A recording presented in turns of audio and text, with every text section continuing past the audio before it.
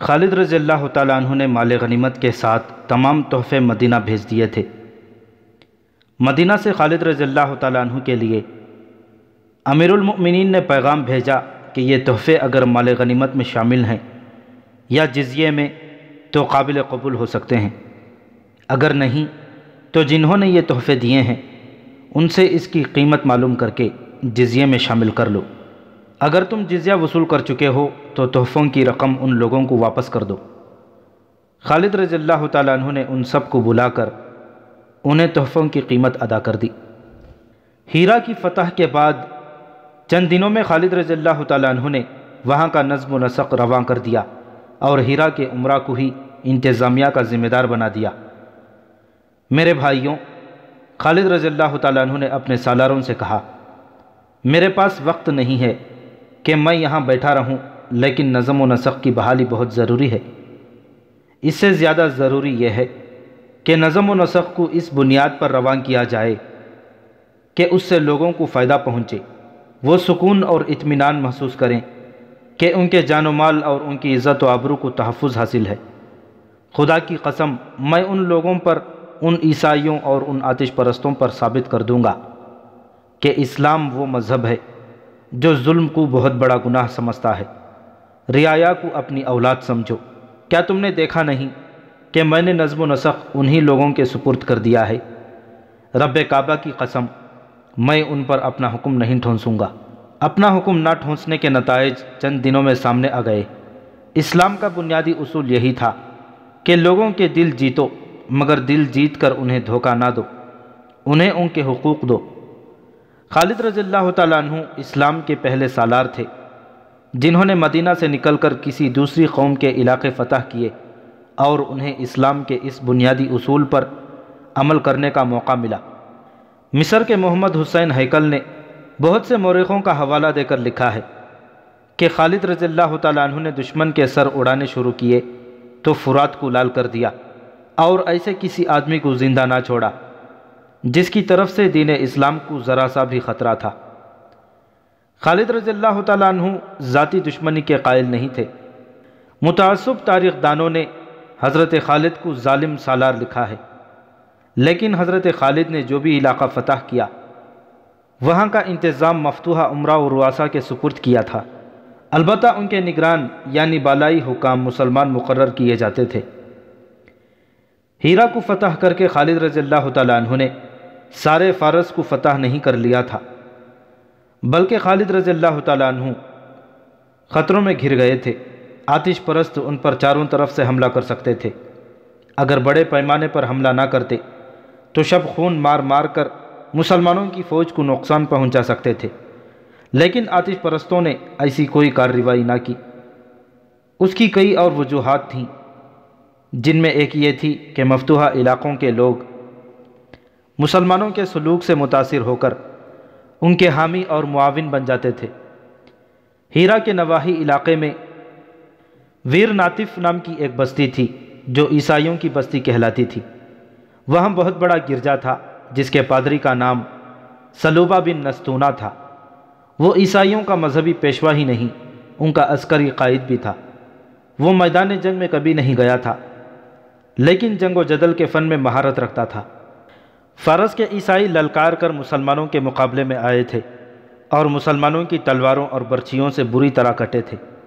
ایسے عیسائیوں کی تعداد خاصی کم ہو گئی تھی جو لڑنے کے قابل تھے۔ بوڑھے زندہ رہ گئے تھے یا عورتیں زندہ تھیں۔ سلوبہ بن نستونہ اکثر کہا کرتا تھا کہ مذہب صرف ایک زندہ رہے گا اور یہ عیسائیت ہوگی، نہ زرتشت رہے گا نہ مدینہ کا اسلام۔ اس نے اپنے وعظ میں کئی بار کہا تھا، سب مٹ جائیں گے اور زمین پر یسوع مسیح کی حکومت ہوگی۔ ہیرا فتح ہونے تک لڑنے والے ہزارہ عیسائی مٹ گئے تھے، باقی مسلمانوں کے ڈر سے بھاگ کر ادھر ادھر جا چھپے تھے۔ ان کے سرکردہ افراد نے پادری سلوبہ بن نستونہ کے ساتھ رابطہ رکھا ہوا تھا۔ سلوبہ نے کوشش کی تھی کہ عیسائیوں کو یکجا اور متحد کر کے مسلمانوں پر شب خون مارنے کے لیے تیار کرے، لیکن عیسائیوں پر مسلمانوں کی ایسی دہشت بیٹھ گئی تھی کہ وہ شب خون اور چھاپہ مار جنگ کے لیے تیار نہ ہوئے۔ مقدس باب۔ ایک رات ایک نامور جنگجو عیسائی شمیل برزانہ نے پادری سلوبہ بن نستونہ سے کہا، کیا تم اس پر یقین رکھتے ہو کہ گرجے کی گھنٹیاں اور تمہارے واز اس تباہی کو روک لیں گے جو ہماری طرف تیزی سے بڑھی آ رہی ہے؟ نہیں، پادری سلوبہ نے کہا، میرے واز اور گرجے کے گھنٹے کی آوازیں اب اس تباہی کو نہیں روک سکتی۔ پھر تم ہمیں اجازت کیوں نہیں دیتے کہ ہم مسلمانوں کی فوج پر ہر رات شب خون ماریں؟ شمیل برزانہ نے کہا، مدینہ کے مسلمان جن نہیں، بھوت نہیں، انسان ہیں، ہماری طرح کے انسان ہیں۔ شمیل، پادری سلوبہ نے کہا، بے شک وہ انسان ہیں لیکن تمہاری طرح نہیں۔ میں نے ان میں کچھ اور ہی بات دیکھی ہے۔ وہ فتح کا عزم لے کر آئے ہیں۔ اگر انہوں نے اپنے جسموں کے متعلق یہی رویہ رکھا تو آخری فتح بھی انہی کی ہوگی۔ مقدس باپ، شمیل نے کہا، میں جسموں والی بات نہیں سمجھا۔ سمجھنے کی کوشش کرو، پادری سلوبہ نے کہا۔ یہ لوگ جنہیں کسریٰ اردو شعر عرب کے بدو کہتا رہا ہے، جسمانی آسائشوں اور لذتوں کو قبول نہیں کرتے۔ مقدس باپ کی زبان سے دشمن کی تعریف اچھی نہیں لگتی۔ شمیل نے کہا، اگر تم اپنے آپ میں دشمن کے اچھے اوصاف پیدا کر لو تو تم شکست سے بچ سکتے ہو۔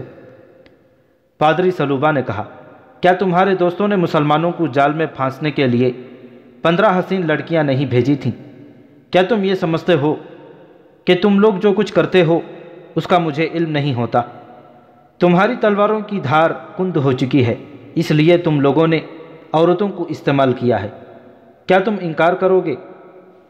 نہیں مقدس باپ، شمیل نے شرمسار سا ہو کر کہا، ہمارے ایک بزرگ نے کہا تھا کہ ایک تلوار ایک وار میں ایک آدمی کو کاٹ سکتی ہے، لیکن ایک حسین عورت کا ایک وار 100 آدمیوں کو گھائل کر دیتا ہے۔ مسلمان سوار گھوڑوں کو جھیل میں پانی پلانے لایا کرتے تھے۔ وہ 4-4 6-6 کی ٹولیوں میں آتے۔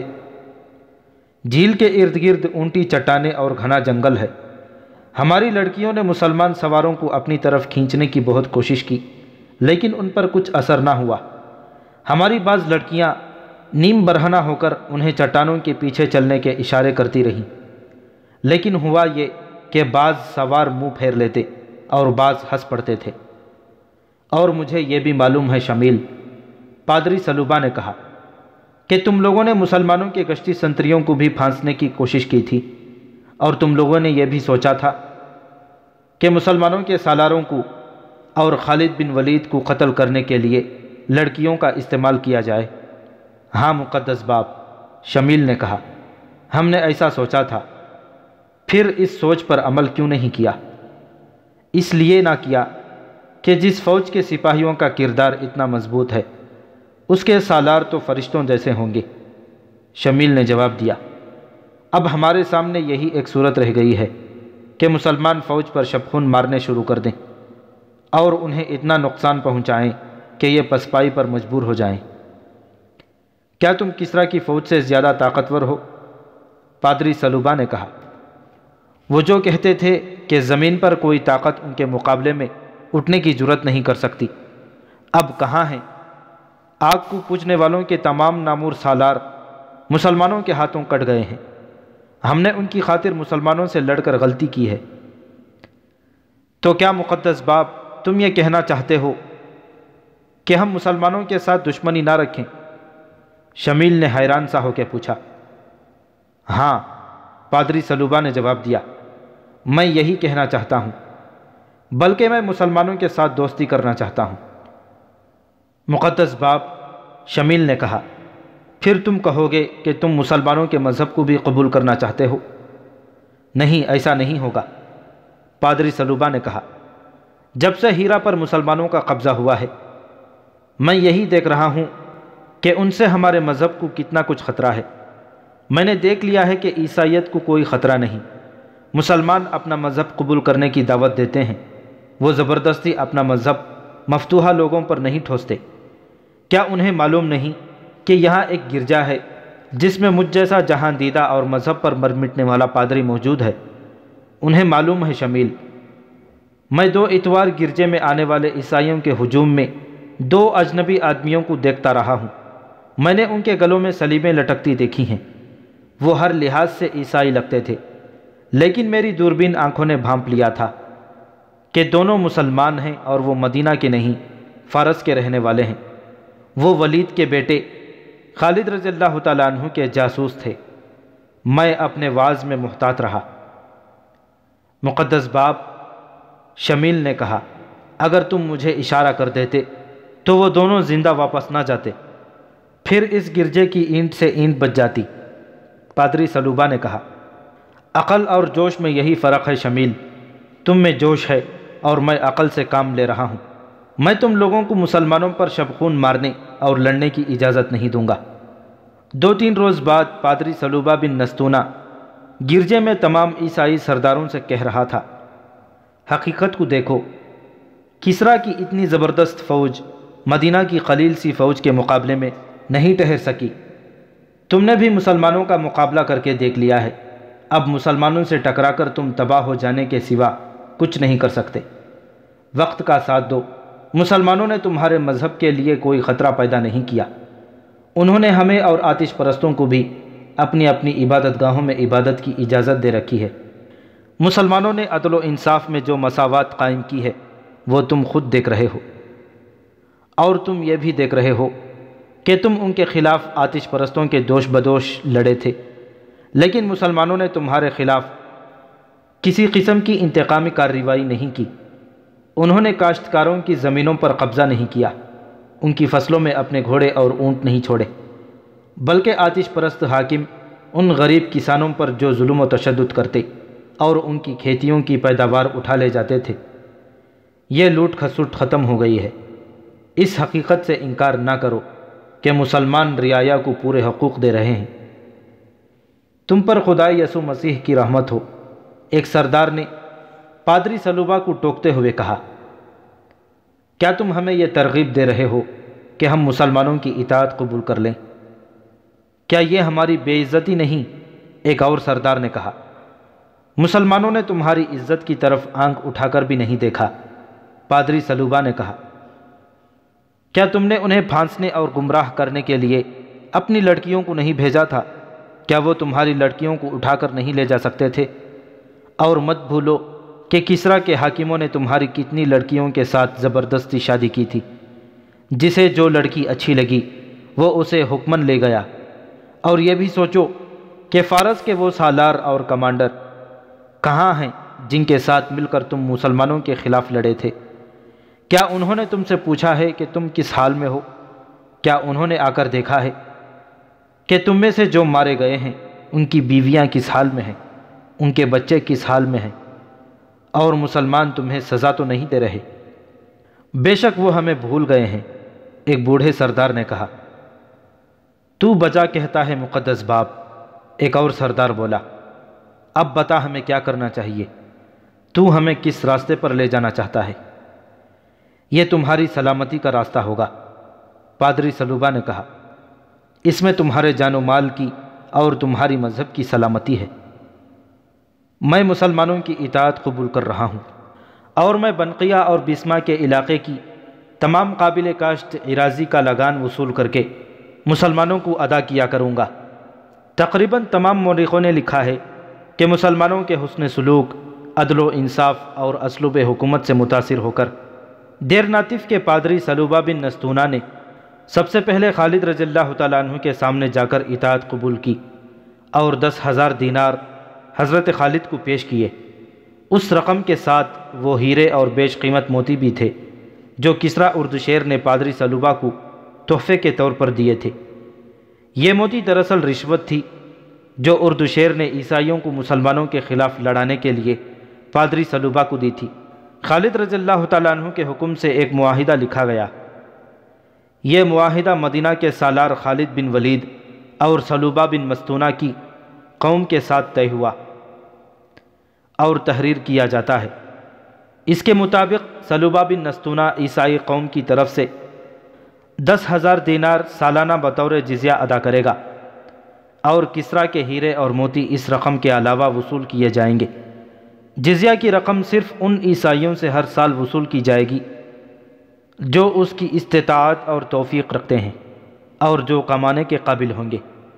ہر کسی کو جزیہ کا اتنا ہی حصہ دینا پڑے گا جتنا وہ آسانی سے ادا کر سکے گا۔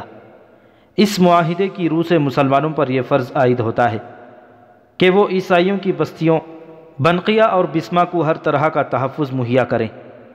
پادری سلوبہ بن نستونہ کو اس کی قوم کا نمائندہ تسلیم کیا جاتا ہے، جیسا کہ اسے اس قوم نے تسلیم کیا ہے۔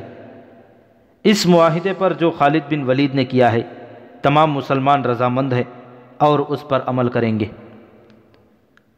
پادری سلوبہ اس علاقے کی نامور شخصیت تھی۔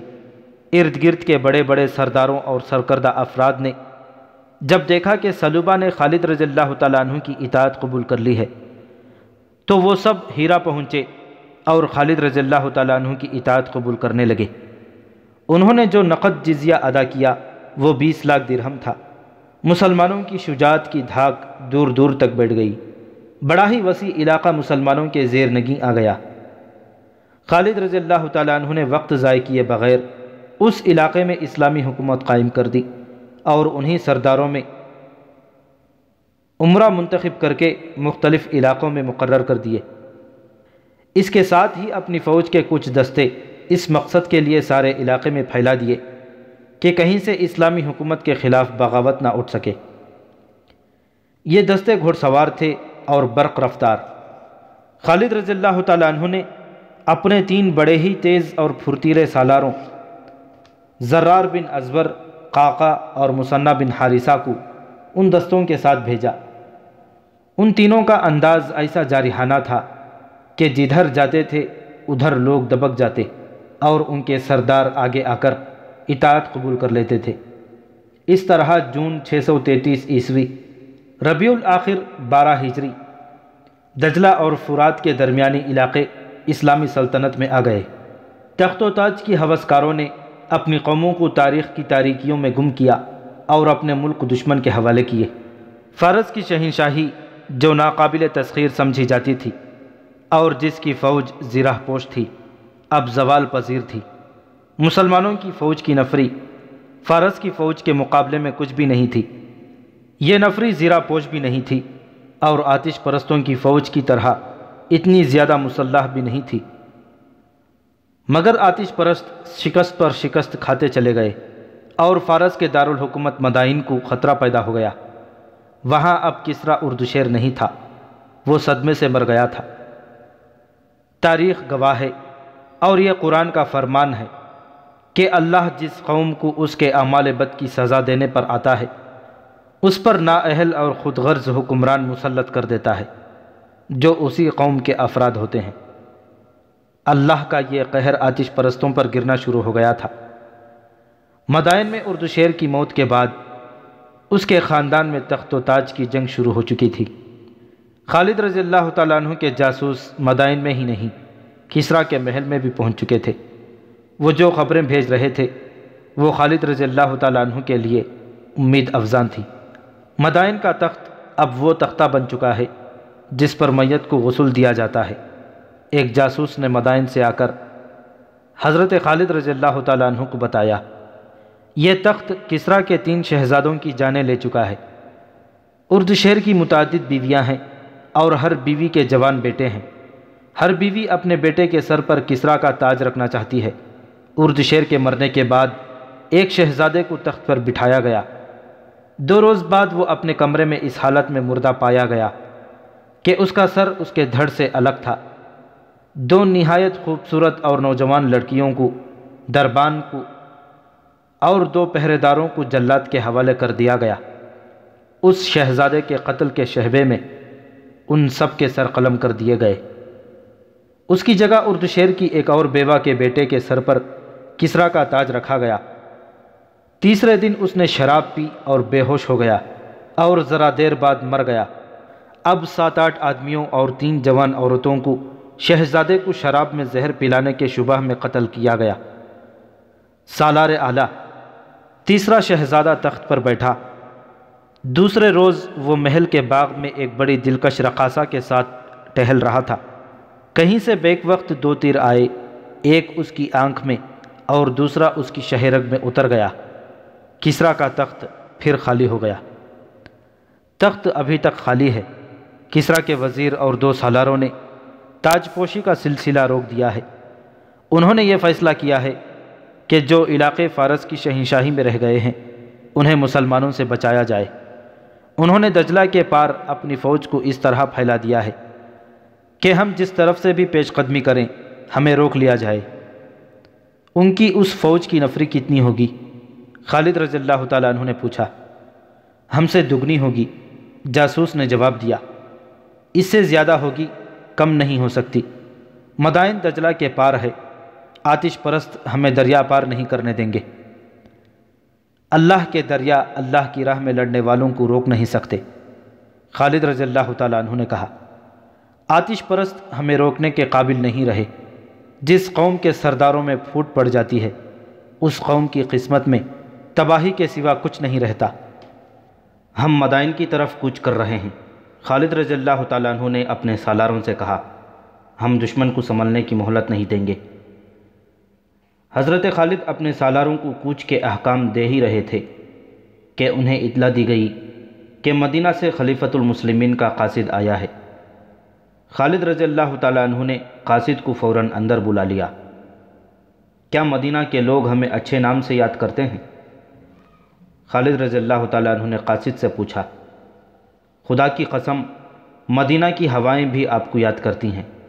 قاصد نے کہا، امیر المؤمنین مسجد میں آپ کا ذکر کرتے ہیں، وہ کئی بار کہہ چکے ہیں، کیا مائیں خالد جیسا ایک اور بیٹا جن سکیں گی؟ لوگ ہر روز آپ کی خبر کا انتظار کرتے ہیں۔ پیغام کیا ہے؟ قاصد نے پیغام خالد رضی اللہ تعالیٰ عنہ کو دے دیا۔ خالد رضی اللہ تعالیٰ عنہ پڑھتے جا رہے تھے اور ان کے چہرے کا تاثر بدلتا جا رہا تھا۔ وہاں جو سالار موجود تھے وہ پیغام سننے کو بے تاب ہو گئے۔ امیر المؤمنین کے سوا مجھے کون روک سکتا تھا؟ خالد رضی اللہ تعالیٰ عنہ نے کہا اور سالاروں سے مخاطب ہو کر بولے، امیر المؤمنین نے حکم بھیجا ہے کہ ایاز بن غنم دومت الجندل میں لڑ رہا ہے، اللہ اسے فتح عطا فرمائے، ادھر سے فارغ ہو کر وہ ہمارے پاس آ جائے گا۔ امیر المؤمنین نے کہا ہے کہ جب ایاز اپنی فوج لے کر ہمارے پاس آ جائے تو ہم آگے بڑھیں، اس کے آنے تک ہم جہاں ہیں وہیں رکے رہیں۔ خالد رضی اللہ تعالیٰ عنہ کے چہرے پر جو رونق اور آنکھوں میں فتح و نصرت کی جو چمک ہر وقت رہتی تھی وہ بجھ گئی اور وہ گہری سوچ میں کھو گئے۔ سالاروں کے اس اجلاس پر سناٹا طاری ہو گیا، جس کی وجہ یہ نہیں تھی کہ خلیفۃ المسلمین نے پیش قدمی روک دی تھی، بلکہ وجہ یہ تھی کہ حضرت خالد کے چہرے پر ایسا تاثر کبھی کبھی آیا کرتا تھا اور یہ تاثر ایک طوفان کا پیش خیمہ ہوا کرتا تھا۔ کسی بھی سالار کو خلیفہ کے اس حکم کے متعلق کوئی بات کہنے کی جرأت نہ ہوئی۔ چند منٹ بعد خالد رضی اللہ تعالیٰ عنہ گہری سوچ سے بیدار ہوئے اور قاصد کی طرف دیکھا۔ اللہ تجھے سفر میں سلامتی اور رحمت عطا کرے۔ خالد رضی اللہ تعالیٰ عنہ نے کہا، آرام کرنا چاہتا ہے تو کر لے اور واپسی کا سفر اختیار کر۔ امیر المؤمنین سے میرا اور میرے ساتھیوں کا سلام کہنا، پھر کہنا کہ جنگ کے حالات کو وہی بہتر سمجھتے ہیں جو میدان جنگ میں ہوتے ہیں۔ محاذ سے اتنی دور بیٹھ کر کوئی فیصلہ کرنا لڑنے والوں کے لیے نقصان دہ بھی ہو سکتا ہے۔ پھر کہنا کہ ولید کا بیٹا خلافت کی حکم عدولی کی جرأت نہیں کرے گا، لیکن حالات نے مجبور کیا اور اسلام کو خطرہ لاحق ہوا تو میں حکم کی پرواہ نہیں کروں گا۔ میں خلافت مدینہ کا امین اور اسلام کا پاسبان ہوں۔ میں دشمن کو اپنے اوپر آتا دیکھ کر ایک شخص کے حکم کو ایک طرف رکھ دوں گا۔ مجھے خوشنودی اللہ کی درکار ہے، اللہ کے کسی بندے کی نہیں۔ میں معلوم کروں گا کہ سالار ایاز کے محاذ کی صورتحال کیا ہے۔ ہو سکتا ہے اسے مدد کی ضرورت ہو، اور یہ بھی ہو سکتا ہے کہ وہ اپنے محاذ سے جلدی فارغ نہ ہو سکے اور آتش پرست اس عرصے میں سنبھل جائیں۔ اور خلیفۃ المسلمین سے کہنا کہ ہم نے زرتشت کی آگ کو سرد کر دیا ہے۔ اللہ نے ہمیں ایسی فتح عطا کی ہے جس نے کسریٰ کے محل کو شیطان کا بسیرا بنا دیا ہے۔ اردو شیر کے تخت پر جو کوئی بیٹھتا ہے وہ 2 روز بعد اپنے بھائیوں کے ہاتھوں قتل ہو جاتا ہے۔ فارس کی شہنشاہی اور اس کی شان و شوکت کو ہم نے دجلہ اور فرات میں ڈبو دیا ہے۔ ہیرا جسے فارس کا ہیرا کہتے ہیں، ہمارا فوجی اڈا ہے، ہمارے لیے دعا کرتے رہیں۔ قاصد کی روانگی کے بعد خالد رضی اللہ تعالیٰ عنہ نے اپنے کمانڈر کو بلا کر کہا کہ اپنے ساتھ 2 بڑے تیز اور توانا سپاہی لے کر بہت تیز رفتار سے دومت الجندل جائیں اور غور سے دیکھیں کہ وہاں کی صورتحال کیا ہے اور سالار ایاز بن غنم کب تک فارغ ہو سکیں گے اور کیا اس کے جلدی فارغ ہونے کا امکان بھی ہے یا نہیں۔ کمانڈر اسی وقت روانہ ہو گیا۔ خلیفۃ المسلمین کے اس حکم کو جو تم نے سنا ہے ذہن سے اتار دو۔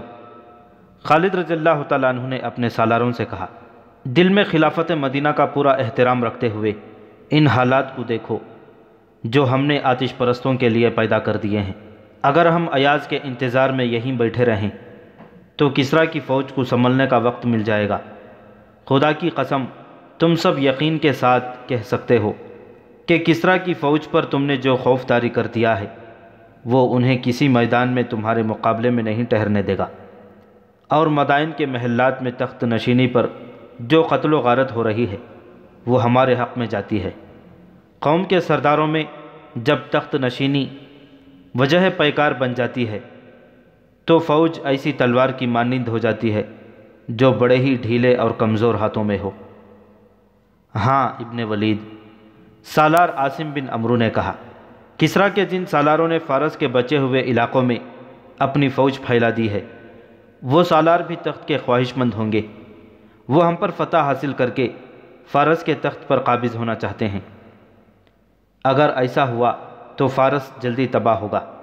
سالار عدی بن حاتم نے کہا، سالاروں کے دماغوں پر جب تخت و تاج سوار ہو جاتا ہے تو وہ اپنے ملک اور قوم کو بڑی جلدی تباہ کر دیتے ہیں۔ جب توجہ تخت کے تحفظ اور اپنی ذات پر مرکوز ہو جاتی ہے تو نگاہیں دشمن سے ہٹ جاتی ہیں۔ خالد رضی اللہ تعالیٰ عنہ نے کہا، میں ان حالات سے فائدہ اٹھاؤں گا، اپنی فوج کو تیاری کی حالت میں رکھو۔ ہم آخری فیصلہ دومت الجندل کی صورتحال معلوم ہو جانے پر کریں گے۔ دومت الجندل کی صورتحال سالار ایاز بن غنم کے لیے مخدوش تھی۔ دومت الجندل اس دور کا مشہور تجارتی مرکز تھا۔ آج کے عراق اور شام کی شاہراہیں یہیں آ کر ملتی تھیں۔ رسول اکرم صلی اللہ علیہ وسلم نے تبوک پر چڑھائی کی تھی تو اس دوران خالد رضی اللہ تعالیٰ عنہ دومت الجندل تک پہنچے اور یہاں کے قلعے سے قلعے دار عقیدر بن مالک کو گرفتار کر کے رسول اکرم صلی اللہ علیہ وسلم کے حضور پیش کیا تھا۔ عقیدر بن مالک نے اسلام تو قبول نہ کیا، رسول اللہ صلی اللہ علیہ وسلم کی اطاعت قبول کر لی تھی، لیکن حضور صلی اللہ علیہ وسلم کی وفات کے بعد ارتداد کا فتنہ اٹھا تو اس شخص نے مدینہ کی وفاداری ترک کر دی اور عیسائیوں اور بت پرستوں کو ساتھ ملا کر ان کا سردار بن گیا تھا۔ ابو بکر رضی اللہ تعالیٰ عنہ نے عقیدر بن مالک کی سرداری کو ختم اور اس کے زیر اثر غیر مسلم قبائل کو اپنے زیر نگین کرنے کے لیے سالار ایاز بن غنم کو بھیجا تھا۔ ایاز تجربہ کار سالار تھے، لیکن دومت الجندل پہنچے تو دیکھا کہ عیسائیوں کا ایک بہت بڑا قبیلہ جو کلب کہلاتا تھا اپنے علاقے کے دفاع کے لیے تیار تھا۔ یہ قبیلہ جنگ و جدل میں شہرت رکھتا تھا۔ ایاز نے قلعے کو محاصرے میں لے لیا، لیکن عیسائیوں نے باہر سے مسلمانوں کو محاصرے میں لے لیا۔ ایاز کی فوج کو آگے بھی اور عقب میں بھی لڑنا پڑا۔ اس صورتحال نے جنگ کو ایسا طول دیا جو ختم ہوتا نظر نہیں آتا تھا، اور یہ صورتحال ایاز کے لیے روز بروز مخدوش ہوتی جا رہی تھی۔ خالد رضی اللہ تعالیٰ عنہ کا بھیجا ہوا کمانڈر واپس آیا تو اس نے خالد رضی اللہ تعالیٰ عنہ کو بتایا کہ ایاز بن غنم کیسے آئے گا، اسے تو خود مدد کی ضرورت ہے۔ کمانڈر نے دومت الجندل میں ایاز اور دشمن کی فوجوں کی پوزیشنیں تفصیل سے بیان کی۔ خدا کی قسم میں یہاں انتظار میں فارغ نہیں بیٹھ سکتا، خالد رضی اللہ تعالیٰ عنہ نے پرجوش آواز میں کہا۔ پیشتر اس کے کہ دشمن آگے آ جائے، میں آگے بڑھوں گا۔ مدائن کی شہر پناہ مجھے پکار رہی ہے، کوچ کی تیاری کرو۔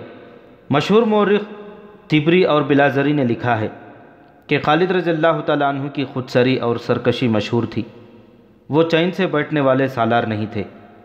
اس صورت میں کہ دشمن 4 شکستیں کھا چکا تھا اور اس کا نظام درہم برہم ہو گیا تھا اور مدائن کے شاہی ایوان میں ابتری پھیلی ہوئی تھی، حضرت خالد فارغ بیٹھ ہی نہیں سکتے تھے۔ خالد رضی اللہ تعالیٰ عنہ کا جاسوسی کا نظام بڑا تیز اور ذہین تھا۔ اس میں زیادہ تر وہ مسلمان تھے جو فارس میں غلاموں جیسی زندگی بسر کرتے رہے تھے۔ وہ ان علاقوں سے واقف تھے اور مختلف قبیلوں کی زبانیں سمجھ اور بول سکتے اور ان کا بحروب دھار سکتے تھے۔ وہ مدائن کے محلات کی اندر کی خبریں لے آئے تھے۔ اب انہوں نے خالد رضی اللہ تعالیٰ عنہ کو خبریں دینی شروع کر دیں کہ فارس کی فوج کہاں کہاں موجود ہے اور کس جگہ کیا کیفیت ہے۔ ان کی اطلاعوں کے مطابق ایرانیوں کی فوج کی زیادہ تر نفری 2 شہروں میں تھی۔ ایک تھا عین التمر اور دوسرا انبار۔ عین التمر ہیرا کے قریب تھا اور انبار اس سے دگنے فاصلے پر آگے تھا۔ عین التمر دریائے فرات سے دور ہٹ کر واقع تھا اور انبار فرات کے کنارے پر تھا۔ خالد رضی اللہ تعالیٰ عنہ نے فیصلہ کیا کہ پہلے انبار پر حملہ کیا جائے۔ یہ بھی تجارتی شہر تھا جس میں غلے کے بہت بڑے بڑے ذخیرے تھے۔ جون 633 عیسوی کے آخر، ربیع الاول 12 ہجری کے وسط میں خالد رضی اللہ تعالیٰ عنہ نے ہیرا سے کوچ کیا۔ ان کے ساتھ ان کی آدھی فوج یعنی 9000 نفری تھی، جو حملے کے لیے بہت ہی تھوڑی تھی، لیکن خالد رضی اللہ تعالیٰ عنہ کو اللہ پر اور اپنی جنگی فہم و فراست پر بھروسہ تھا۔ وہ مفتوحہ علاقوں کو فوج کے بغیر نہیں چھوڑ سکتے تھے۔ عیسائی اور دیگر قبیلوں نے اطاعت تو قبول کر لی تھی، لیکن مسلمانوں کو بڑے تلخ تجربے ہوئے تھے۔ اطاعت قبول کرنے والے موقع ملتے ہی اطاعت سے منکر اور باغی ہو جاتے تھے۔ ہیرا میں خالد رضی اللہ تعالیٰ عنہ نے قعقاع بن عمرو اور اقرع بن حابس کو چھوڑا تھا۔ یہاں ایک غلطی کی وضاحت ضروری ہے۔ 2-4 تاریخ دانوں نے لکھا ہے کہ خالد رضی اللہ تعالیٰ عنہ نے ہیرا میں سالار غیاث بن غنم کے انتظار میں 1 سال رکے رہے۔ یہ غلط ہے۔ اس دور کی تحریروں سے صاف پتہ چلتا ہے کہ حضرت خالد نے ہیرا میں پورا 1 مہینہ بھی انتظار نہیں کیا۔ نہ انہوں نے امیر المسلمین کو یہ پیغام بھیجا کہ وہ ان کے حکم کے خلاف سالار ایاز کا انتظار کیے بغیر مدائن کی طرف پیش قدمی کر رہے ہیں۔ خالد رضی اللہ تعالیٰ عنہ اپنی 9000 سپاہ کے ساتھ فرات کے کنارے کنارے بڑی تیزی سے بڑھتے گئے۔ ان کے جاسوس مختلف بحروپوں میں دریا کے دوسرے کنارے پر آگے آگے جا رہے تھے۔ انبار سے تھوڑی دور رہ گئے تو خالد رضی اللہ تعالیٰ عنہ نے فرات عبور کیا اور اس کنارے پر چلے گئے جس پر انبار واقع تھا۔ وہاں انہوں نے مختصر سا قیام کیا اور 2 خط تحریر کرائے، ایک کسریٰ کے نام اور دوسرا مدائن کے حکام اور عمرہ وغیرہ کے نام۔ کسریٰ کے نام خالد رضی اللہ تعالیٰ عنہ نے لکھوایا، بسم اللہ الرحمن الرحیم، خالد بن ولید کی جانب سے شاہ فارس کے نام۔ میں شکر ادا کرتا ہوں اللہ کا جس نے تمہاری بادشاہی کو تہ و بالا کر ڈالا ہے اور تمہاری عیاریوں کو کامیابی سے محروم رکھا ہے، اور تم آپس میں ہی دست و گریباں ہو رہے ہو۔ اللہ اگر تمہیں مزید مہلت دیتا تو بھی گھاٹے میں تم ہی رہتے۔ اب تمہاری نجات کا ایک ہی راستہ ہے، مدینہ کی اطاعت قبول کر لو۔ اگر یہ منظور ہے تو میں شرائط طے کرنے کے لیے دوستوں کی طرح آؤں گا، پھر ہم تمہارے علاقے سے آگے نکل جائیں گے۔